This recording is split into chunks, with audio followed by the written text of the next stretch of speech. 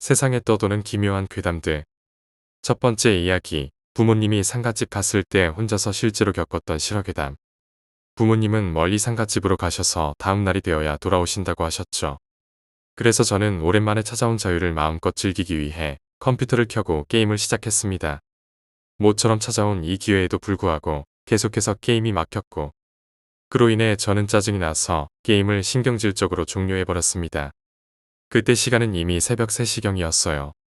돌이켜보면 그냥 그 시간에 잠을 청했어야 했습니다.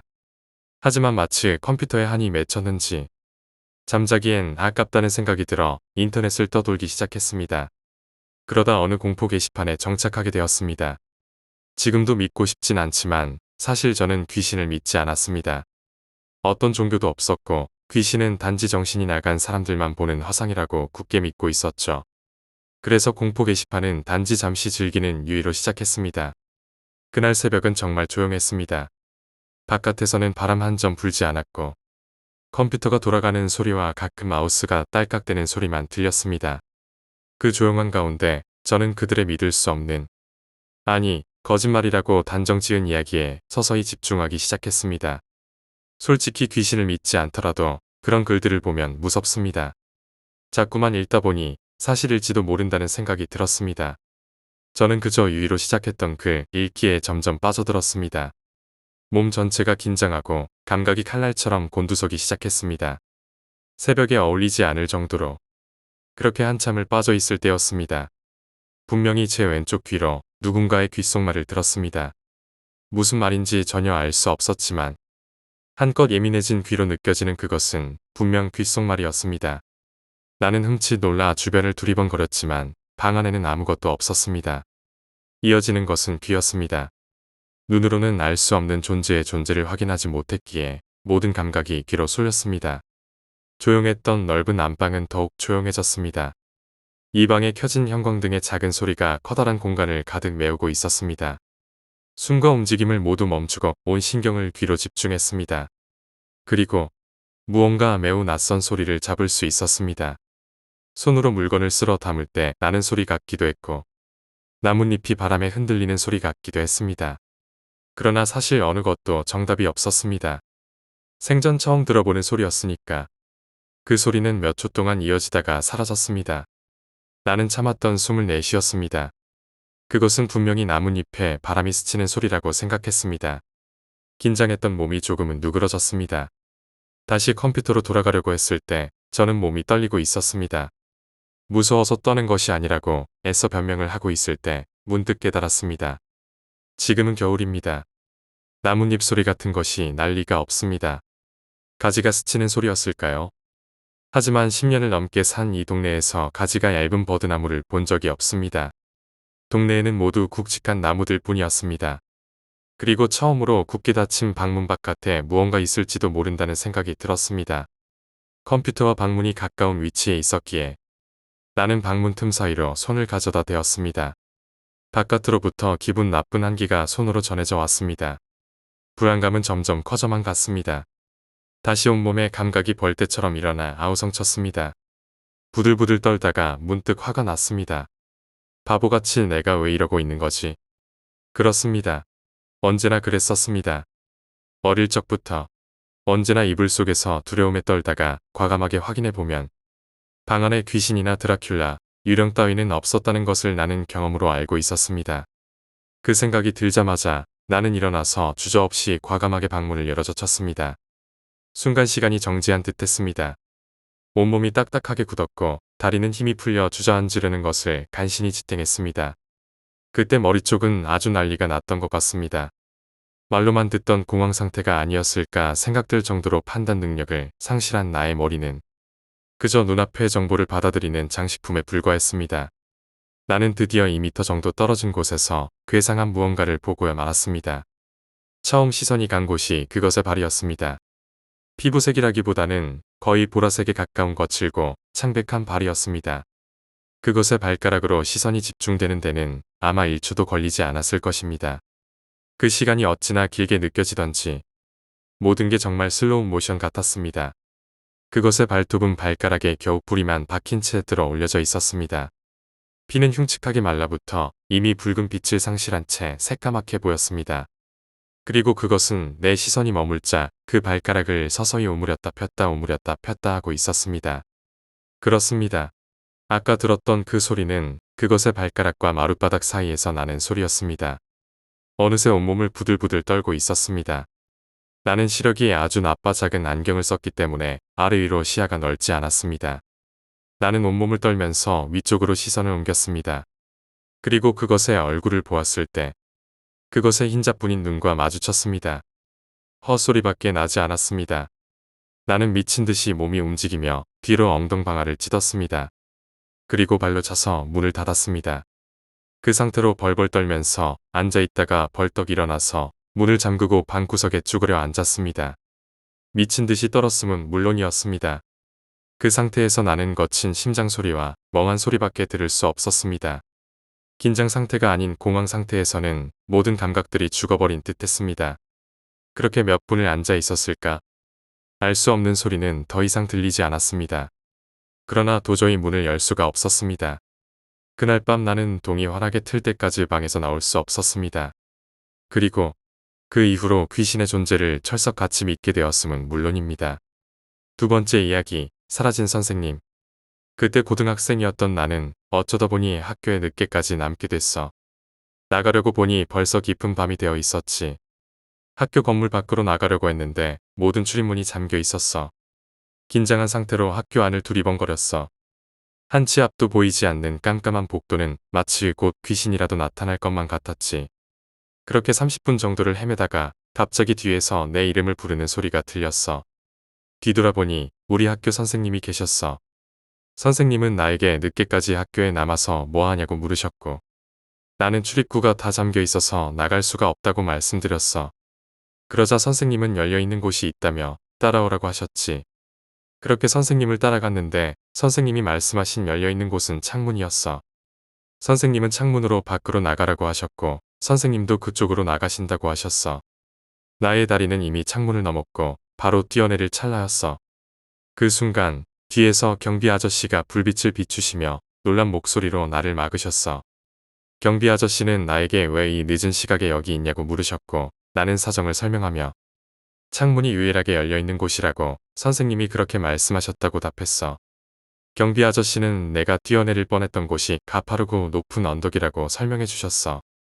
불빛 하나 없고 너무 어두워서 잘 보이지 않았지만 자세히 보니 정말로 무시무시할 정도로 가파르고 높은 곳이었어. 그 말을 듣고 나는 주위를 두리번거리며 선생님을 찾았지만 선생님은 어디에도 없었어. 세 번째 이야기, 경찰과 도둑놀이. 그때가 7월 중순, 정말 더운 시기였어. 우리 7명은 야자를 튀어서 PC방에 가서 3시간 정도 시간을 보냈지. 돈이 떨어져서 PC방을 나왔는데 이 시간에 집에 들어가면 엄마한테 혼날게 뻔했어. 우리는 할 것도 없이 그냥 서 있었어. 그때 초딩처럼 순진한 정신세계를 가진 친구 하나가 아파트에서 경찰과 도둑 게임을 하자고 제안했어. 그 게임은 아파트를 배경으로 한 정말 스릴 넘치고 박진감 있는 게임이었어. 우리는 정말 재미있게 놀았지. 애들이 뒤에서 쫓아오면 마구 초인종을 눌러주고 어른들이 튀어나와도 그냥 재미있게 놀았어. 1시간 정도 놀았나봐. 나는 이 게임에 꽤 능숙해졌어. 근데 게임 규칙에 따라서 우리는 1층부터 5층까지만 뛰어다녀야 했어. 하지만 6층은 너무 쉽게 걸릴 것 같아서 나와 친구는 25층으로 미친 듯이 달려갔어. 우리의 계획은 나중에 25층에서 몰래 나와서 친구들을 놀라게 하는 거였어. 그래서 잠시 숨을 고르고 있었는데 25층에서 갑자기 여자의 신음소리가 들렸어. 야한 영화에서나 들을 법한 신음소리였고 이어서 남자 웃음소리도 들려왔어. 내 친구도 그 소리를 들었나봐. 호기심이 발동해서 우리는 25층으로 몰래 다가갔지. 그리고 그곳에서 처음으로 실제로 성관계하는 모습을 봤어. 머리를 빡빡 밀은 사람 하나와 여자 둘이 그 장면의 주인공이었어. 나는 놀라서 바로 도망쳤어. 하지만 그 소리를 들었는지 뒤에서 무언가가 쫓아오는 것 같았어. 친구는 어디에도 보이지 않았고 나는 정말 무서워서 계단으로 내려갔어. 어둠 속에서 누군가 내 뒤를 따라오는 소리가 들렸어. 내가 3층에 도착했을 때 위층에서 내려오는 사람과 눈이 마주쳤어. 너무 놀라서 계단에서 넘어지고 말았지. 하지만 그 순간 나는 무언가 초인적인 힘이 생긴 것처럼 다시 일어나서 3층에서 뛰어내렸어. 그리고 그대로 기절한 것 같아. 일어나 보니 병원에 누워 있었어. 경비 아저씨가 나를 발견하고 병원에 데려다 준 것 같았어. 나는 정말 당황스러웠지. 경비 아저씨는 내가 자살하려 한 줄 알았다며 무슨 일이 있었는지 물어봤어. 나는 그날 밤에 있었던 일들을 경비 아저씨에게 자세히 설명해줬어. 하지만 그 아저씨는 내 말을 듣고도 믿기 어렵다는 표정이었어. 나는 병원에서 몇 일을 보내고 학교로 돌아갔어. 학교에 돌아가니 친구들이 나를 보고 굉장히 반가워했어. 나는 그날 있었던 일을 친구들에게 다 말해줬지. 그리고 그날 함께 옥상에 있었던 친구를 찾았어. 그 친구는 내가 그날 뛰어내린 후에 어떤 사람에게 쫓겼다고 말했어. 그 사람은 일본어를 하면서 친구의 새끼손가락을 잘라갔다고 해. 친구는 지금도 그 상처 때문에 장갑을 끼고 다닌대. 우리는 경찰에 신고했지만 아직까지 아무런 소식이 없어. 그날 이후로 나는 그 아파트 근처를 다시 가보지 않았어. 그 무서운 기억은 아직도 내 마음속에 생생해. 친구의 손가락을 잘라간 그 사람들이 아직도 거기에 있는지 아니면 다른 누군가를 괴롭히고 있는지 모르겠어. 그날 밤 우리는 정말 끔찍한 경험을 했고 그 기억은 평생 잊지 못할 거야. 네 번째 이야기, 저승사자 괴담. 어느 날이었어. 부모님이 검은 양복으로 갈아입고 어딘가 나가실 준비를 하셨지. 나는 궁금해서 어디 가시냐고 물었어. 부모님은 형한테 장난치지 말고 집 잘 지키고 있으라며 나가셨어. 하지만 나는 궁금증을 참을 수 없어 부모님을 몰래 따라 나섰지. 차에 타려는 순간 엄마를 부르니 결국 함께 가게 됐어. 목적지는 대학병원의 장례식장이었어. 엄마는 작은아버지가 돌아가셨다며 장례식에 가는 거라고 설명해 주셨어. 장례식장에 도착하자 친척분들과 인사를 나누고 절을 올리셨지. 나는 사촌들과 음식을 먹으면서 시간을 보내고 있었어. 그때 눈에 띄는 키 큰 아저씨가 있었어. 검은 옷에 검은 중절모를 쓰고 있었지. 다른 사람들도 검은 양복을 입고 있어서 별 생각 없었어. 하지만 그 아저씨는 움직임이 없이 가만히 서 있기만 했어. 나는 이상하게 생각하고 사촌들에게 그 아저씨에 대해 말했지만 아무도 그 아저씨를 보지 못했다고 해. 그때 작은어머니가 아기를 업고 들어오셨어. 울면서 아이고 당신이 그렇게 업고 싶어 하던 자식 생겼는데 이렇게 돌아가시면 어떡하오라고 하셨어. 작은어머니는 몸이 불편해 자식을 갖지 못했었는데 드디어 늦둥이를 가지셨다가 작은아버지를 잃으셨어. 그런데 놀랍게도 관에서 작은아버지가 나오시더니 그 검은 남자와 함께 밖으로 나가시는 걸 봤어. 나는 그 자리에서 기절했어. 깨어났을 때 집이었고 내가 본 일을 어머니께 말씀드렸지. 어머니는 무당을 불러 구슬하셨고 그 이후로 귀신 같은 걸 본 적이 없어. 언젠가 다시 그 남자를 보게 될지 모르겠지만 그때의 기억은 지금도 생생해. 다섯 번째 이야기, 제주도의 저승사자. 내 부모님은 모두 제주도 출신이야. 그래서 자연스럽게 제주도를 자주 가게 되었지. 시할머니께서는 제주시에 살고 계셔. 시할아버지는 이미 세상을 떠나셨는데 어머니께서 들려주신 바로는 목소리도 우렁차시고 학력도 매우 뛰어나셨다고 해. 시할아버지께서 돌아가실 때 하신 말씀 중 내가 지금 가지만 오래 살게 할 것이야 라는 말씀이 기억나. 돌아가실 때가 어머니가 초등학교 때였어. 그 후로 어머니는 정말 힘든 시간을 보내셨어. 어머니는 제주대학교에서 아버지를 만나셔서 결혼하셨지. 본론으로 들어가 볼게. 결혼하고 14년쯤 지났을까? 외할머니께서 갑자기 쓰러지셨어. 폐암이었어.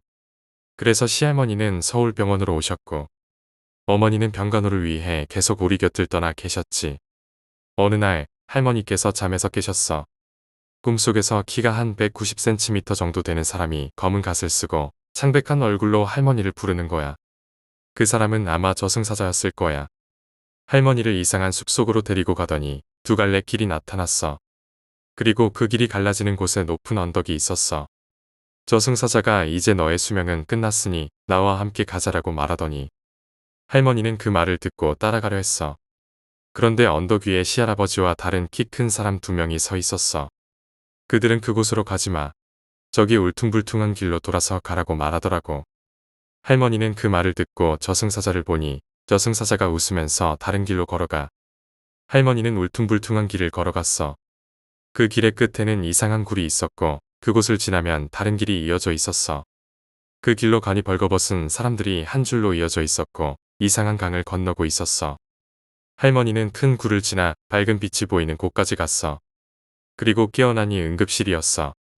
할머니는 꿈에서 깨어난 후 상태가 많이 좋아져서 퇴원하셨고 한동안 우리 집에서 지내셨어. 그 후 다시 제주도로 내려가셨지. 1년 정도 지난 후 어느 날 엄마에게 전화가 왔어. 할머니께서 저승사자가 또 나타났다고 하셨어. 보름 후 더 이상 지상에서 살 수 없으니 준비하라고 말씀하셨대. 보름 후 할머니께서 돌아가셨어. 정확히 12시에. 저승사자가 정말 있는 것 같아. 한편으로는 저승사자가 너무 원망스러워. 할머니가 아직 70도 못 넘기셨는데 왜 벌써 데려가는지. 이건 실화야. 할머니가 꿈결을 잘못 본 걸지도 모르겠지만 난 저승사자가 있다고 믿게 되었어. 6번째 이야기, 혼잣말을 하는 친구. 중학교 시절 우리 반에는 정신적으로 어려움을 겪는 친구가 있었어. 그 친구는 장애 때문에 친구들과 어울리지 못했지.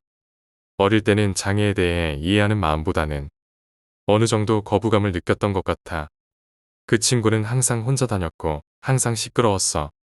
이 친구를 동훈이라고 부를게. 동훈이는 혼잣말을 많이 했어. 밥을 먹을 때도 집에 갈 때도 항상 말을 하고 있었지.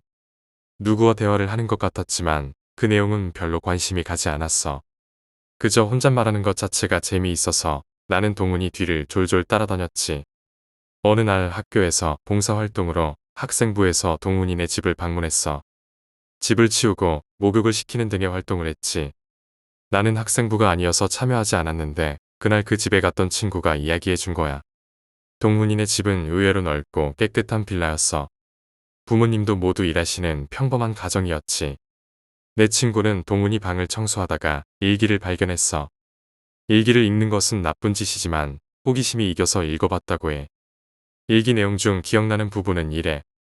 꿈에서 가위에 눌렸어. 근데 가위에서 색동 저고리를 입은 꼬마가 나왔어. 나랑 놀아줘라고 하더라. 너무 무서웠지. 그 꼬마가 내 목소리는 나만 들을 수 있다고 했어. 그 후로 꿈이 아닌 실제로도 그 꼬마를 보게 됐어. TV를 보다가 주변에서 꼬마가 보였지만 모른 척했어. 그 꼬마가 울면서 나랑 안 놀아줘 복수할 거야 라고 하고 갔다고 하더라. 그 이후로 일기가 더 이상 쓰이지 않았어. 나는 그 이야기를 듣고 그저 우연이겠지 생각했지. 시간이 흘러 중학교를 졸업하고 오랜만에 학교를 방문했어. 동훈이를 만났을 때 그가 내게 한 말은 얘한테 올라타지 말고 나한테 와였어. 동훈이가 이상한 말을 한 것이 기억나며 그 순간 친구가 전해준 일기 내용이 떠올랐지. 놀란 마음에 집에 돌아와 부모님께 이야기했고 어머니는 걱정이 되셨는지 무당을 불러 구슬했어. 그 이후로는 귀신 같은 것을 본 적이 없어. 하지만 가끔 무언가 내 어깨에 손을 올리는 것 같은 느낌이 들 때가 있어. 가슴이 철렁 내려앉는 순간이야. 7번째 이야기, 종암동 학교의 괴담. 제가 다녔던 중학교는 종암동에 있는 여자 중학교였어요. 지금은 남녀공학으로 바뀌고 학교 건물도 새로 지어져서 예전과는 많이 달라졌다고 들었어요. 당시 학교에는 2개의 건물이 있었는데 하나는 교무실이 있는 본관이고 다른 하나는 제가 이상한 일을 겪었던 별관이었죠. 두 건물 사이에 2층에는 서로를 연결하는 통로가 있었어요. 제가 그 당시 별관 4층에 있는 도서관에서 도서위원으로 활동했어요. 도서위원으로서 책을 정리하고 신간을 추천해서 도서관에 비치하는 일들을 했죠. 책을 좋아하는 저에게는 꽤 즐거운 일이었어요. 도서관에는 도서위원들만 출입할 수 있는 자료실이 있었는데 그곳에는 역대 졸업생들의 졸업 앨범이 보관되어 있었어요. 한 번은 김희선 씨, 하이라 씨, 그리고 예전 룰라 멤버였던 김지연 씨가 우리 학교 출신이라는 소문을 듣고 앨범을 뒤져 김희선 씨의 사진을 찾았는데 정말 믿을 수 없을 만큼 예뻤어요. 다른 학생들보다 학교 시간이 늦어지는 경우가 많았는데 그럴 때면 선배들로부터 무서운 이야기를 많이 들었어요. 그중 하나가 도서관 바로 앞에 있는 폐쇄된 화장실 이야기였죠. 그 화장실은 어떤 아이가 자살한 후 귀신이 자주 목격된다는 소문 때문에 폐쇄되었다고 해요. 그래서 그 화장실의 작은 유리창으로 내부를 들여다봤을 때는 정말 으스스한 분위기였어요. 학교에서 운동부, 걸스카우트 등과 함께 연합하여 야영을 하게 됐는데 그 마지막 코스가 바로 담력 테스트였어요. 그런데 그날따라 귀차니즘이 발동해서 친구들과 텐트에서 놀고 있었어요. 담력 테스트가 끝나고 나서 학교 건물 안으로 들어가 본관과 별관을 거쳐 도서관까지 갔다 왔는데 선생님께서 우리가 비명을 질렀다며 꾸중하셨어요. 하지만 우리는 비명 따위 지르지 않았고 오히려 조용히 행동했는데 정말 황당했죠. 다른 학생들도 우리가 소리를 지르고 후레쉬를 돌렸다고 했는데 우리는 그런 일이 전혀 없었어요. 나중에 다른 서클에 있던 친구가 담력 테스트 때 리얼하게 무서웠던 하복 입은 여자의 이야기를 들려줬는데 그 애는 실제로 존재하지 않았다고 해요. 지금 생각해보면 그 여자애가 폐쇄된 화장실에서 자살한 그 아이가 아니었을까 하는 생각이 들어요. 8번째 이야기, 지옥. 또 한 명을 죽였다. 나의 몸 전체가 희열로 가득 차오른다. 이것이야말로 내가 오랫동안 찾아 헤맨 것. 이 무미건조한 세상에서 나에게 유일한 위안과 기쁨이다. 내 마음은 즐거움으로 가득 차 있다. 그러나 때때로 내가 살아생전에 용서받지 못할 죄를 저지른 자가 죽은 후 지옥으로 떨어진다는 생각에 걱정이 앞선다. 지옥, 그곳은 과연 어떤 곳일까? 분명 나 같은 자들이 벌을 받는 곳일 것이다. 이러한 잡념을 잠시 떠올리는 순간 내 본능은 다시 살인욕구를 분출한다. 다음 목표를 찾아볼까? 하지만 나의 식욕은 살인욕구를 능가한다. 며칠째 아무것도 먹지 못했다. 먹는다는 것, 그다지 대단한 일이 아닌데 왜 나는 이런 고통을 겪고 있는 걸까? 결국 나는 눈을 감고 무엇을 먹을지 상상한다. 스테이크, 회, 캐비어. 그냥 모든 것을 다 먹어치워야겠다. 잠시 후 내 배는 포만감을 느낀다. 배가 고프면 상상만으로도 충족될 수 있고 게임이 하고 싶다면 컴퓨터를 상상하면 되며 성욕이 느껴진다면 이상형을 상상하여 해결할 수 있다. 하지만 이런 생활도 이미 수천 년째이다. 이젠 식상하다. 새로운 자극이 필요하다. 그러나 나는 이미 찾았다. 남을 죽이며 느끼는 희열, 그것은 상상 이상의 쾌감을 선사해준다. 다시 시작해볼까? 그때였다. 눈앞에 나타난 것은 아주 거대하며 온몸을 천으로 감싼 그것. 나를 지금까지 피해왔던 그것, 바로 사신이었다. 각오는 되어 있겠지? 사신의 말에 이제 나는 지옥으로 가는 건가? 라고 생각했다. 도저히 용서받지 못할 죄를 진자여, 이제 너의 생을 마감하라. 사신의 거대한 낫이 지금까지 수많은 목숨을 앗아간 살인자의 목을 가른다. 어떤 세계에서 한 명의 사람이 생을 마감하는 순간 지옥에서는 새로운 생명이 태어난다. 이 아이는 삶의 여정에서 산타클로스가 없다는 절망을 느끼고 청소년이 되어 외로움과 고독을 경험하며 입시 지옥에 시달리고 어른이 되어 사랑의 아픔을 겪으며 중년이 되어 돈에 매달리는 삶을 살게 된다. 9번째 이야기, 무당. 제가 어렸을 때의 이야기입니다. 당시 부모님은 서울에서 일하셔서 저는 할머니와 함께 지내야 했습니다. 할머니는 무당이셨고 그래서 주변에는 무당이신 분들이 많았어요. 저에게 친구라고 할 수 있는 사람들은 대부분 무당이셨죠. 한 할머니는 애기동자를 모시고 계셨어요. 그리고 그 애기동자 옆에서 놀다가 할머니한테 혼나기도 했습니다. 하지만 그 이야기는 잠시 접어두고요. 어느 날 그 할머니께서 갑자기 치매 증상이 나타나셨어요. 원래 매우 정정하셨던 분이었는데 어느 순간부터 할머니를 알아보지 못하셨죠. 결국 무당 일을 계속하실 수 없게 되셨고요. 할머니는 그래도 자주 그분을 찾아가셨어요. 그러다 보니 저도 자주 그분의 집에 갔고요. 어느 날 우리가 그분의 집에 갔을 때 할머니가 그분을 보시고 매우 화를 내셨어요. 이런 배은망덕한 놈이라고 소리치셨죠. 할머니가 계속 소리를 지르시자 그 할머니가 우시기 시작하셨어요. 저도 무서워서 울었고요. 그 할머니는 날 자꾸 잊어먹어, 날 자꾸 잊어먹는다고 하시며 우셨어요. 그리고 나를 가리키며 그 꼬마를 이리 줘 하시더군요. 할머니는 그 말씀을 듣고 나서 손톱을 뜯으셨어요. 그리고 나온 피를 그 할머니에게 묻히니 갑자기 상황이 잠잠해졌습니다. 할머니는 안도의 한숨을 쉬시고 저를 데리고 집으로 돌아오셨습니다. 그 이후로 우리는 그 할머니 댁에 다시 가지 않았어요. 나중에 생각해보니 그 할머니는 이미 돌아가신 것 같아요. 그래서 우리가 더 이상 그곳에 가지 않았고 그 할머니가 모시던 애기동자가 저에게 붙으려 한 것 같아요. 할머니가 그걸 막으신 거죠. 만약 할머니가 그걸 막지 못했다면 저도 신내림을 받았을까요? 정말 무섭네요. 그때의 일이라 기억이 가물가물하지만 할머니께서는 그 일을 기억하고 계시더라고요. 정말 심각한 일이었나 봅니다. 무당이라는 사람들 모두 사기꾼만 있는 것은 아닌 것 같습니다. 10번째 이야기, 검은색.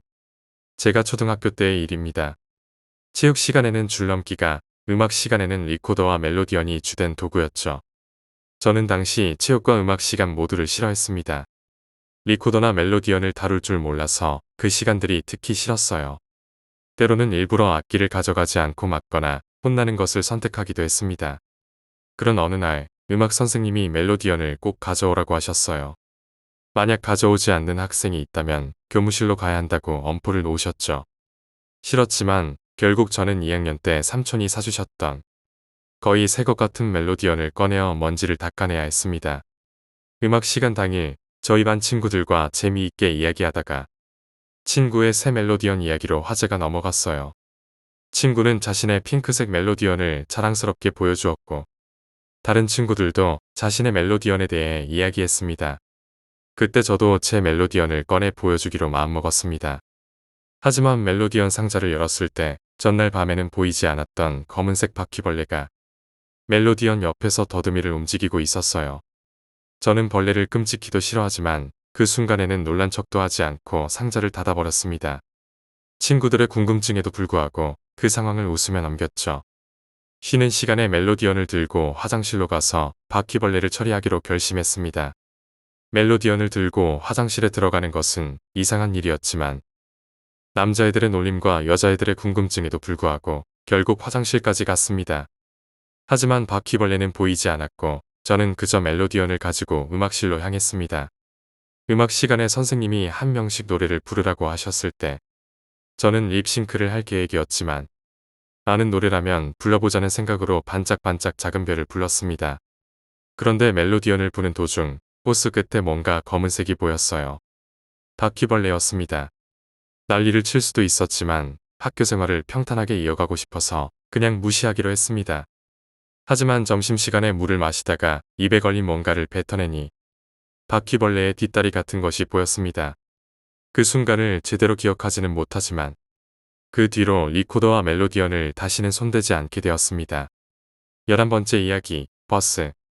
나는 정말 지긋지긋한 아르바이트 때문에 새벽 2시가 다 되어가는 시간에 막차 버스를 타기 위해 정신없이 뛰고 있었다. 정상적인 시간에 일이 끝났다면 이렇게 뛰지 않아도 될 텐데 오늘은 손님들이 평소보다 늦게까지 레스토랑에 머물러서 마감 작업이 늦어졌다. 마지막 테이블의 손님이 그릇을 바닥에 떨어뜨려 깨트리는 바람에 마감 작업이 더 늦어졌다. 바쁠 때 사고를 치는 손님은 정말 화가 난다. 그래서 결과적으로 나는 이렇게 뛰고 있었다.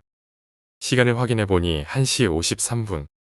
내가 타려는 버스는 대략 2시 막차가 지나간다. 시간이 너무 애매했다.